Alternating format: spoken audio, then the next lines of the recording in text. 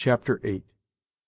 His words are bonds, his oaths are oracles, his love sincere, his thoughts immaculate, his tears pure messengers sent from his heart as far from fraud as heaven from earth. Two Gentlemen of Verona, Act II, Scene 7, lines 75 through 78. Neither of the girls spoke as Deerslayer stood before them alone, his countenance betraying all the apprehension he felt on account of two absent members of their party. "Father!" Judith at length exclaimed, succeeding in uttering the word, as it might be by a desperate effort. "He's met with misfortune, and there's no use in concealing it," answered Deerslayer, in his direct and simple-minded manner. "He and Hurry are in Mingo hands, and Heaven only knows what's to be the tarmination. I've got the canoes safe, and that's a consolation, since the vagabonds will have to swim for it, or raft off, to come near this place. At sunset we'll be reinforced by Chingachgook, if I can manage to get him into a canoe; and then, I think, we two can answer for the Ark and the castle, till some of the officers in the garrisons hear of this war path, which sooner or later must be the case, when we may look for succor from that quarter, if from no other." "The officers!" exclaimed Judith impatiently, her color deepening, and her eye expressing a lively but passing emotion. "Who thinks or speaks of the heartless gallants now? We are sufficient of ourselves to defend the castle, but what of my father, and of poor Hurry Harry?" "'Tis natural you should feel this concern for your own parent, Judith, and I suppose it's equally so that you should feel it for Hurry Harry, too." Deerslayer then commenced a succinct but clear narrative of all that occurred during the night, in no manner concealing what had befallen his two companions, or his own opinion of what might prove to be the consequences. The girls listened with profound attention, but neither betrayed that feminine apprehension and concern which would have followed such a communication when made to those who were less accustomed to the hazards and accidents of a frontier life. To the surprise of Deerslayer, Judith seemed the most distressed, Hetty listening eagerly, but appearing to brood over the facts in melancholy silence, rather than betraying any outward signs of feeling. The former's agitation the young man did not fail to attribute to the interest she felt in Hurry, quite as much as to her filial love, while Hetty's apparent indifference was ascribed to that mental darkness which, in a measure, obscured her intellect, and which possibly prevented her from foreseeing all the consequences. Little was said, however, by either, Judith and her sister busying themselves in making the preparations for the morning meal, as they who habitually attend to such matters toil on mechanically, even in the midst of suffering and sorrow. The plain but nutritious breakfast was eaten by all three in sombre silence, but Deerslayer gave proof of possessing one material requisite of a good soldier, that of preserving his appetite in the midst of the most alarming and embarrassing circumstances. The meal was nearly ended before a syllable was uttered. Then, however, Judith spoke in the convulsive and hurried manner in which feeling breaks through restraint, after the latter has become more painful than even the betrayal of emotion. "Father would have relished this fish," she exclaimed. "He says the salmon of the lakes is almost as good as the salmon of the sea."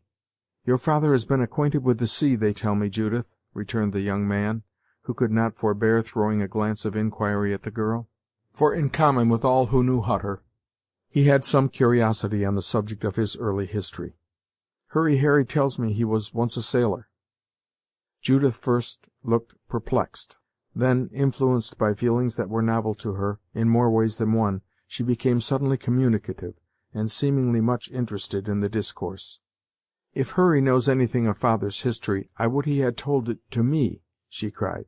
"Sometimes I think, too, he was once a sailor, and then again I think he was not.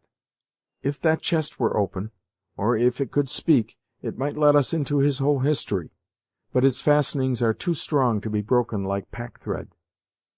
Deerslayer turned to the chest in question, and for the first time examined it closely.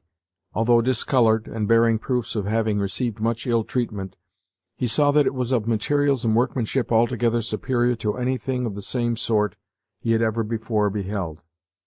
The wood was dark, rich, and had once been highly polished, though the treatment it had received left little gloss on its surface, and various scratches and indentations proved the rough collisions it had encountered with substances still harder than itself. The corners were firmly bound with steel, elaborately and richly wrought, while the locks, of which it had no less than 3, and the hinges, were of a fashion and workmanship that would have attracted attention even in a warehouse of curious furniture.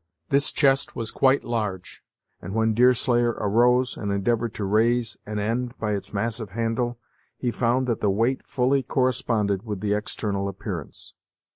"Did you never see that chest opened, Judith?" the young man demanded with frontier freedom, for delicacy on such subjects was little felt among the people on the verge of civilization in that age, even if it be to-day. "Never. Father has never opened it in my presence, if he ever opens it at all. No one here has ever seen its lid raised, unless it be father, nor do I even know that he has ever seen it."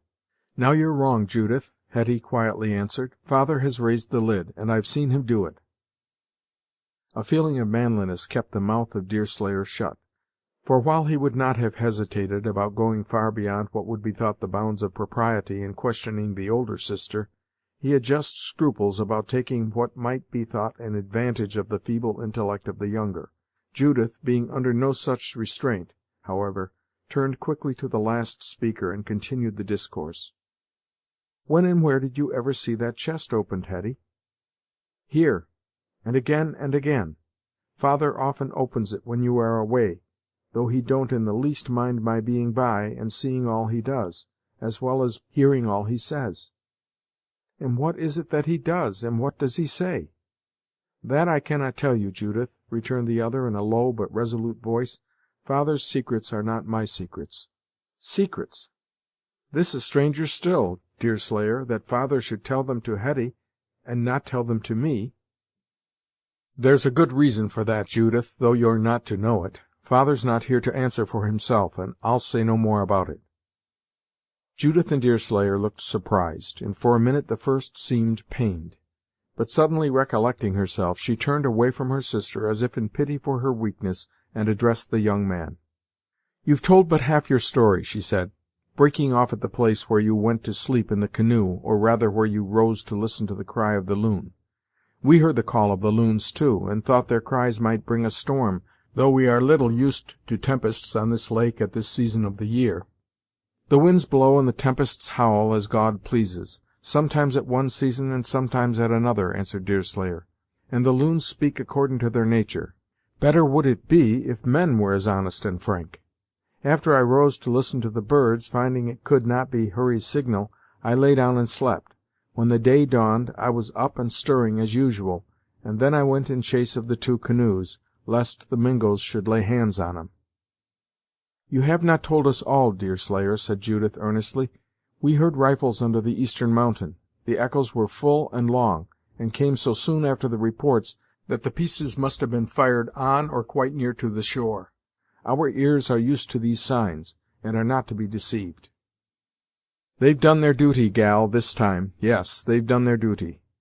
Rifles have been sighted this morning, ay, and triggers pulled too, though not as often as they might have been.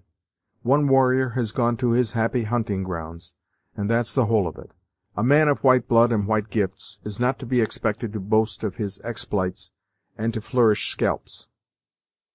Judith listened almost breathlessly, and when Deerslayer, in his quiet, modest manner, seemed disposed to quit the subject, she rose, and crossing the room, took a seat by his side.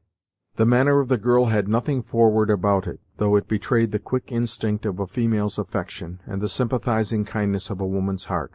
She even took the hard hand of the hunter, and pressed it in both her own, unconsciously to herself, perhaps, while she looked earnestly and even reproachfully into his sunburnt face. "You have been fighting the savages, Deerslayer, singly and by yourself," she said. "In your wish to take care of us, of Hetty, of me, perhaps, you fought the enemy bravely, with no eye to encourage your deeds, or to witness your fall, had it pleased Providence to suffer so great a calamity." "I've fought, Judith, yes, I have fought the inimy, and that, too, for the first time in my life. These things must be, and they bring with 'em a mixed feelin' of sorrow and triumph. Human natur' is a fightin' natur', I suppose, as all nations kill in battle, and we must be true to our rights and gifts. What has yet been done is no great matter, but should Chingachgook come to the rock this evening, as is agreed between us, and I get him off it unbeknown to the savages, or, if known to them, ag'in their wishes and designs, then may we all look to something like warfare, afore the Mingos shall get possession of either the castle, or the ark, or yourselves. Who is this Chingachgook? From what place does he come, and why does he come here? The questions are natural and right, I suppose, though the youth has a great name already in his own part of the country. Chingachgook is a Mohican by blood, consorting with the Delawares by usage, as is the case with most of his tribe, which has long been broken by the increase of our color. He is of the family of the great chiefs, Uncas his father having been the considerablest warrior and counsellor of his people. Even old Tamenund honors Chingachgook, though he is thought to be yet too young to lead in war. And then the nation is so dispersed and diminished that chieftainship among them has got to be little more than a name. Well, this war having commenced in earnest, the Delaware and I rendezvoused an appointment to meet this evening at sunset on the Rendezvous Rock at the foot of this very lake, intending to come out on our first hostile expedition ag'in the Mingos. Why we come exactly this a way is our own secret, but thoughtful young men on the war-path, as you may suppose, do nothing without a calculation and a design. A Delaware can have no unfriendly intentions toward us, said Judith, after a moment's hesitation, and we know you to be friendly. Treachery is the last crime I hope to be accused of, returned Deerslayer, hurt at the gleam of distrust that had shot through Judith's mind, and least of all treachery to my own color. No one suspects you, Deerslayer, the girl impetuously cried.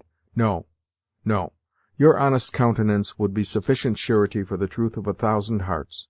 If all men had as honest tongues, and no more promised what they did not mean to perform, there would be less wrong done in the world, and fine feathers and scarlet cloaks would not be excuses for baseness and deception.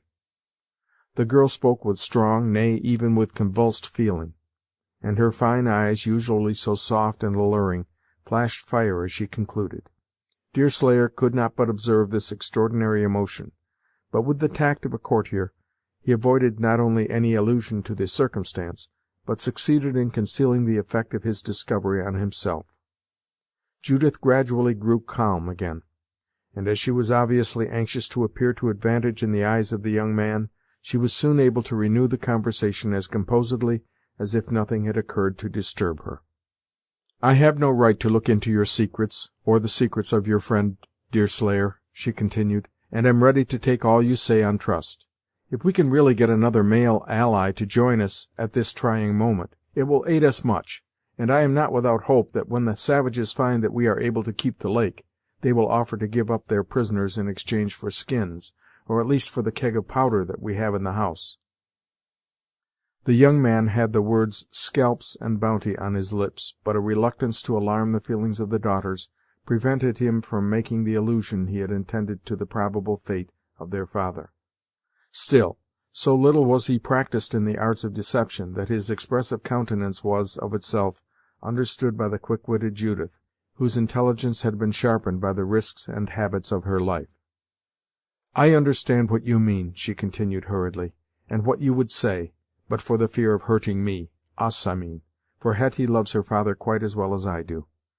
But this is not as we think of Indians. They never scalp an unhurt prisoner, but would rather take him away alive, unless, indeed, the fierce wish for torturing should get the mastery of them.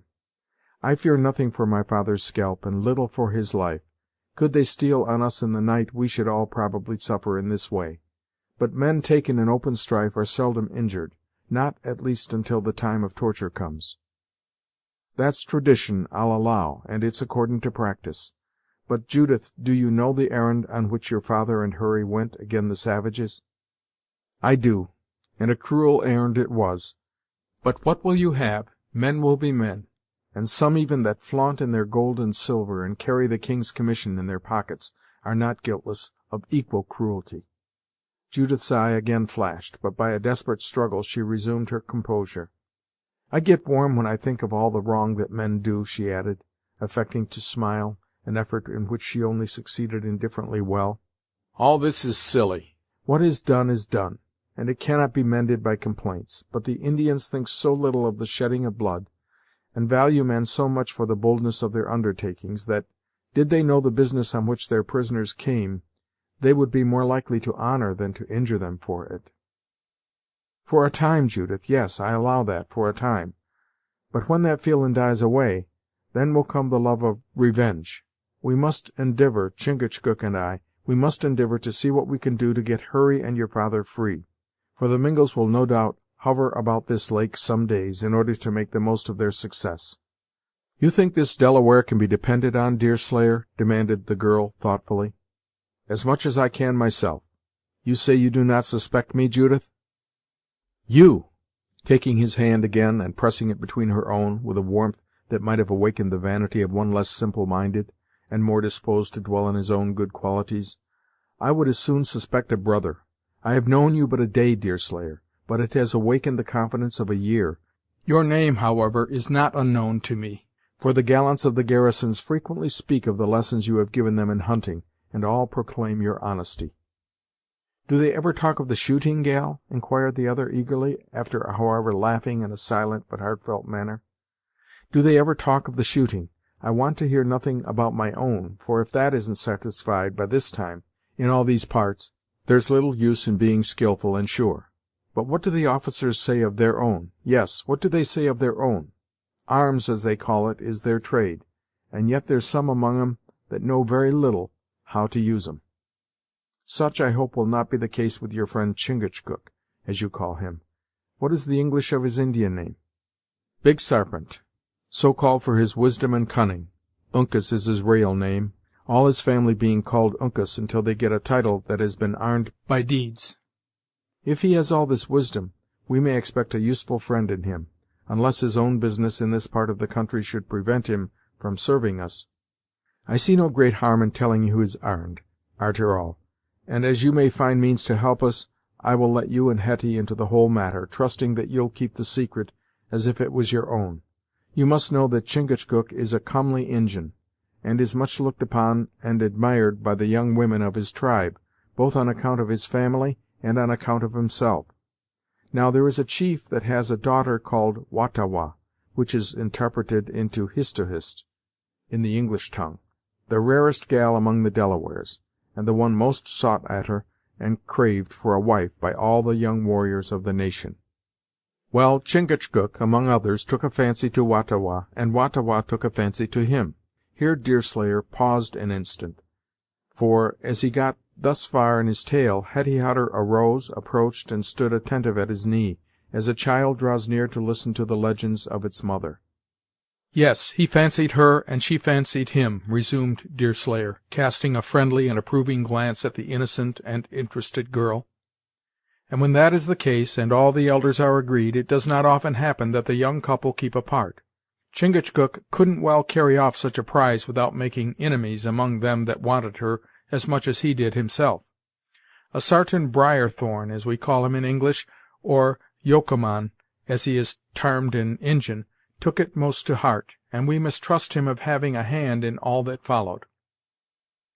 Wah-ta-Wah went with her father and mother 2 moons ago to fish for salmon on the western streams, where it is agreed by all in these parts that fish most abounds, and while thus implied, the gal vanished. For several weeks we could get no tidings of her, but here, 10 days since, a runner that came through the Delaware country brought us a message, by which we learn that Wah-ta-Wah was stolen from her people, we think, but do not know it, by Briarthorn's circumventions, and that she was now with the enemy, who had adopted her, and wanted her to marry a young Mingo. The message said that the party intended to hunt and forage through the region for a month or 2, afore it went back into the Canadas, and that if we could contrive to get on a scent in this quarter, something might turn up that would lead to our getting the maiden off." "And how does that concern you, Deerslayer?" demanded Judith, a little anxiously. "It consarns me, as all things that touches a friend consarns a friend.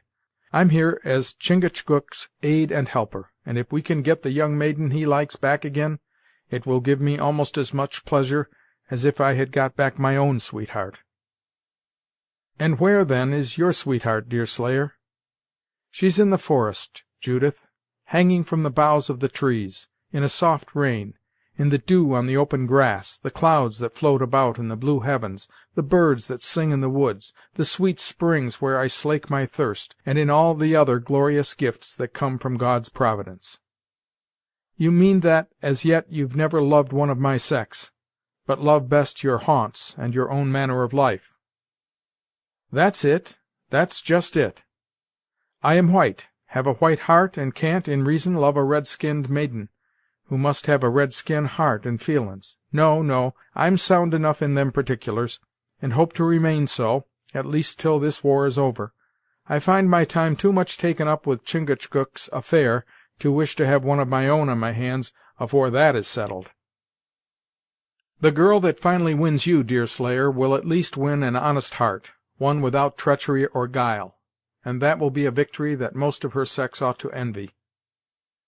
As Judith uttered this, her beautiful face had a resentful frown on it, while a bitter smile lingered around a mouth that no derangement of the muscles could render anything but handsome.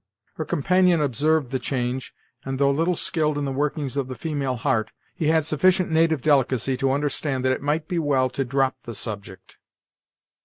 As the hour when Chingachgook was expected still remained distant, Deerslayer had time enough to examine into the state of the defences, and to make such additional arrangements as were in his power, and the exigency of the moment seemed to require.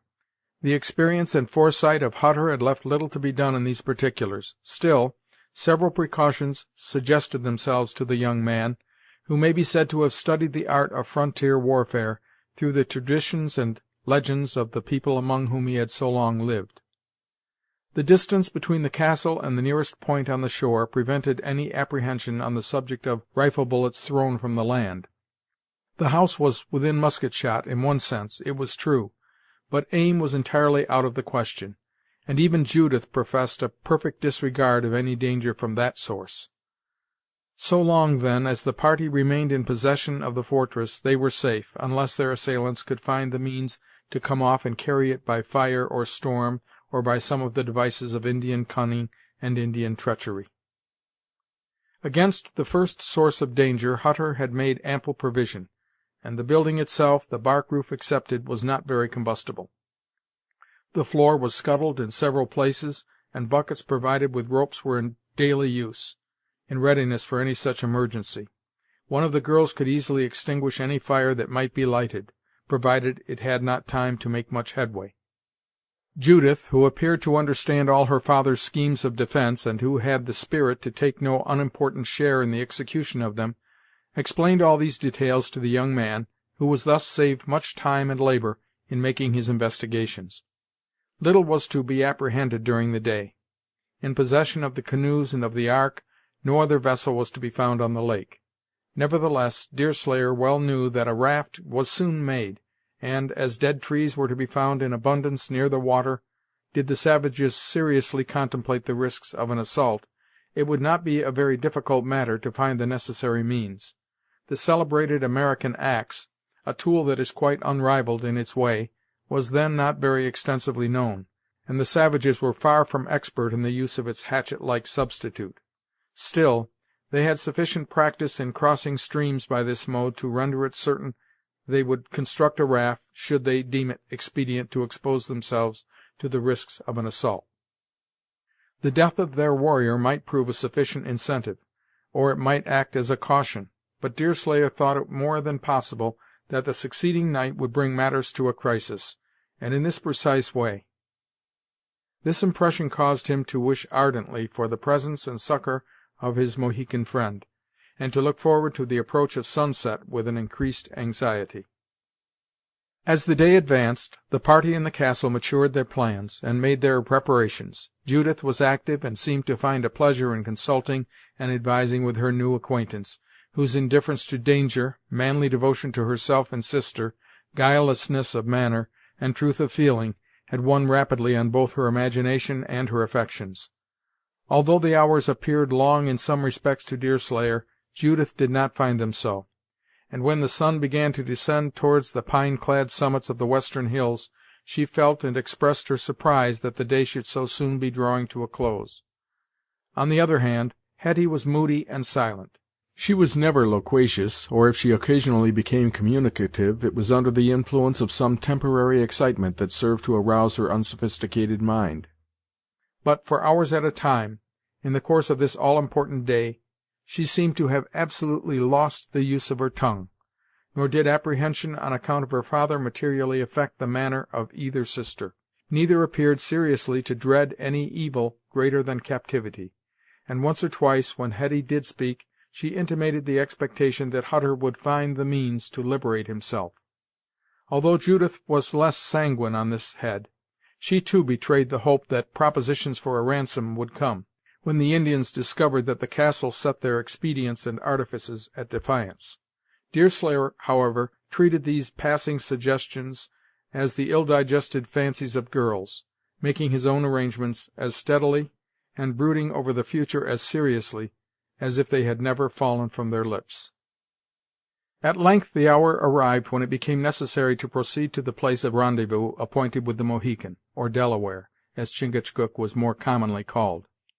As the plan had been matured by Deerslayer and fully communicated to his companions, all three set about its execution in concert, and intelligently.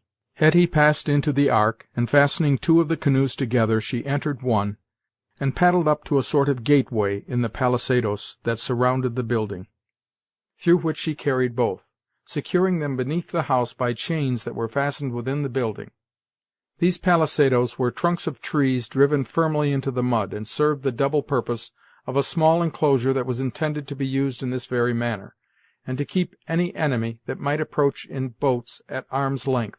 Canoes thus docked were, in a measure, hid from sight, and as the gate was properly barred and fastened, it would not be an easy task to remove them, even in the event of their being seen.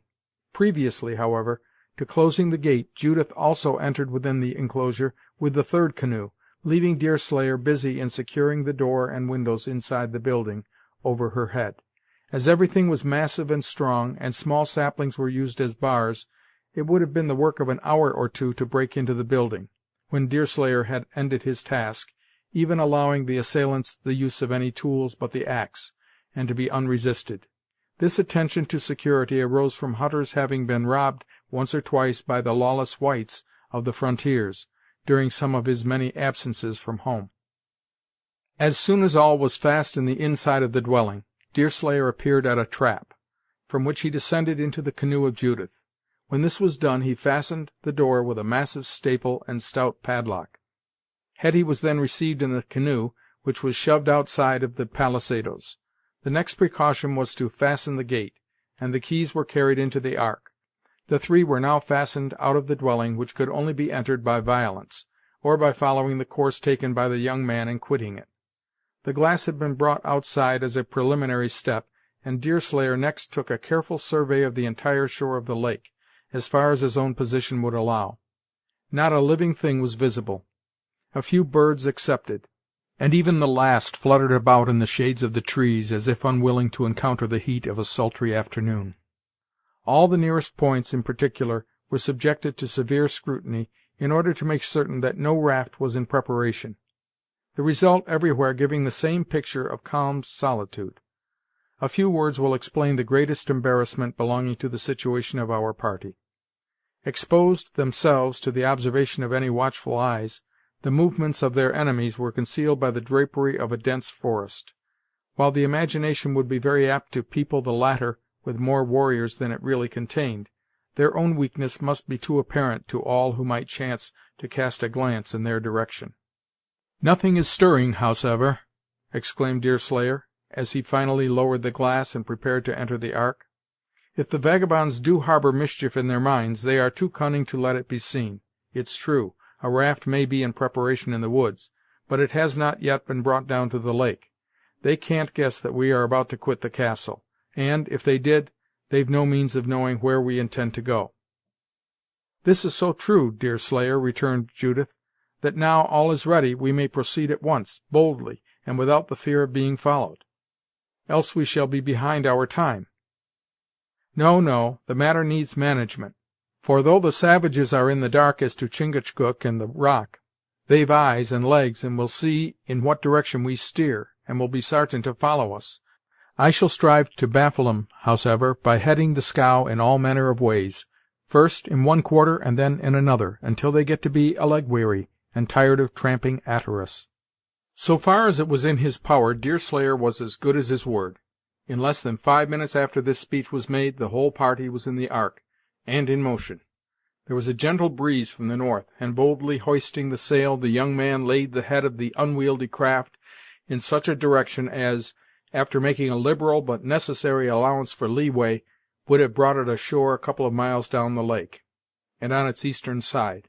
The sailing of the Ark was never very swift, though, floating as it did on the surface, it was not difficult to get it in motion, or to urge it along over the water at the rate of some 3 or 4 miles in the hour. The distance between the castle and the rock was a little more than 2 leagues.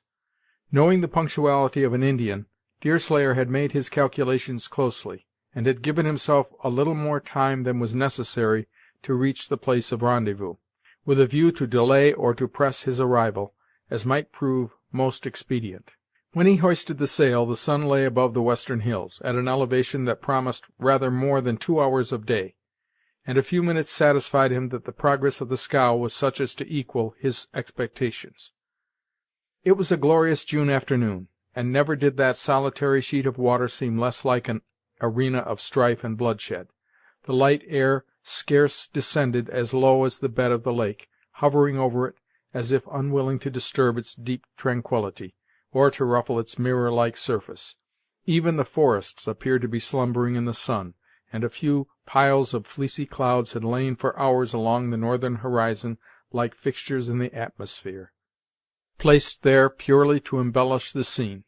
A few aquatic fowls occasionally skimmed along the water, and a single raven was visible sailing high above the trees, and keeping a watchful eye on the forest beneath him, in order to detect anything having life that the mysterious woods might offer as prey. The reader will probably have observed that, amidst the frankness and abruptness of manner which marked the frontier habits of Judith, her language was superior to that used by her male companions, her own father included. This difference extended as well to pronunciation as to the choice of words and phrases. Perhaps nothing so soon betrays the education and association as the modes of speech, and few accomplishments so much aid the charm of female beauty as a graceful and even utterance, while nothing so soon produces the disenchantment that necessarily follows a discrepancy between appearance and manner, as a mean intonation of voice, or a vulgar use of words. Judith and her sister were marked exceptions to all the girls of their class, along that whole frontier, the officers of the nearest garrison having often flattered the former with the belief that few ladies of the towns acquitted themselves better than herself, in this important particular. This was far from being literally true, but it was sufficiently near the fact to give birth to the compliment. The girls were indebted to their mother for this proficiency, having acquired from her in childhood an advantage that no subsequent study or labor can give without a drawback, if neglected beyond the earlier periods of life. Who that mother was, or rather had been, no one but Hutter knew. She had now been dead 2 summers, and, as was stated by Hurry, she had been buried in the lake. Whether in indulgence of a prejudice, or from a reluctance to take the trouble to dig her grave, had frequently been a matter of discussion between the rude beings of that region. Judith had never visited the spot, but Hetty was present at the interment, and she often paddled a canoe about sunset or by the light of the moon, to the place, and gazed down into the limpid water, in the hope of being able to catch a glimpse of the form that she had so tenderly loved from infancy to the sad hour of their parting. "Must we reach the rock exactly at the moment the sun sets?" Judith demanded of the young man as they stood near each other, Deerslayer holding the steering oar, and she working with a needle at some ornament of dress, that much exceeded her station in life, and was altogether a novelty in the woods. "Will a few minutes, sooner or later, alter the matter? It will be very hazardous to remain long as near the shore as that rock." "That's it, Judith. That's the very difficulty. The rock's within p'int blank for a shotgun, and 'twill never do to hover about it too close and too long. When you have to deal with an Injin, you must calculate and manage, for a red natur' dearly likes sarcumvention. Now you see, Judith, that I do not steer towards the rock at all, but here to the eastward of it. whereby the savages will be tramping off in that direction, and get their legs a-wearied, and all for no advantage." "You think, then, they see us, and watch our movements, Deerslayer? I was in hopes they might have fallen back into the woods, and left us to ourselves for a few hours." "That's altogether a woman's consait. There's no let up in an Injin's watchfulness, when he's on a war path, and eyes are on us at this minute, though the lake presarves us. We must draw near the rock on a calculation, and endivour to get the miscreants on a false scent. The Mingos have good noses, they tell me, but a white man's reason ought always to equalize their instinct." Judith now entered into a desultory discourse with Deerslayer, in which the girl betrayed her growing interest in the young man, an interest that his simplicity of mind and her decision of character, sustained as it was by the consciousness awakened by the consideration her personal charms so universally produced, rendered her less anxious to conceal than might otherwise have been the case. She was scarcely forward in her manner, though there was sometimes a freedom in her glances that it required all the aid of her exceeding beauty to prevent from awakening suspicions unfavorable to her discretion, if not to her morals. With Deerslayer, however, these glances were rendered less obnoxious to so unpleasant a construction, for she seldom looked at him without discovering much of the sincerity and nature that accompany the purest emotions of woman. It was a little remarkable that, as his captivity lengthened, neither of the girls manifested any great concern for her father; but, as has been said already, their habits gave them confidence, and they looked forward to his liberation, by means of a ransom, with a confidence that might, in a great degree, account for their apparent indifference. Once before, Hutter had been in the hands of the Iroquois, and a few skins had readily effected his release. This event, however, unknown to the sisters, had occurred in a time of peace between England and France, and when the savages were restrained, instead of being encouraged to commit their excesses, by the policy of the different colonial governments. While Judith was loquacious and caressing in her manner, Hetty remained thoughtful and silent. Once, indeed, she drew near to Deerslayer, and questioned him a little closely as to his intentions, as well as concerning the mode of effecting his purpose. But her wish to converse went no further. As soon as her simple queries were answered, and answered they all were, in the fullest and kindest manner, she withdrew to her seat, and continued to work on a coarse garment that she was making for her father, sometimes humming a low melancholy air, and frequently sighing. In this manner the time passed away, and when the sun was beginning to glow behind the fringe of the pines that bounded the western hill, or about 20 minutes before it actually set, the ark was nearly as low as the point where Hutter and Hurry had been made prisoners. By sheering first to one side of the lake and then to the other, Deerslayer managed to create an uncertainty as to his object, and doubtless the savages, who were unquestionably watching his movements, were led to believe that his aim was to communicate with them, at or near this spot, and would hasten in that direction, in order to be in readiness to profit by circumstances. This artifice was well managed, since the sweep of the bay, the curvature of the lake, and the low marshy land that intervened, would probably allow the ark to reach the rock before its pursuers, if really collected near this point, could have time to make the circuit that would be required to get there by land. With a view to aid this deception, Deerslayer stood as near the western shore as was at all prudent, and then causing Judith and Hetty to enter the house, or cabin, and crouching himself so as to conceal his person by the frame of the scow, he suddenly threw the head of the latter around, and began to make the best of his way towards the outlet. Favored by an increase in the wind, the progress of the ark was such as to promise the complete success of this plan, though the crab-like movement of the craft compelled the helmsman to keep its head looking in a direction very different from that in which it was actually moving. Chapter 8. Recording by Bill Borst.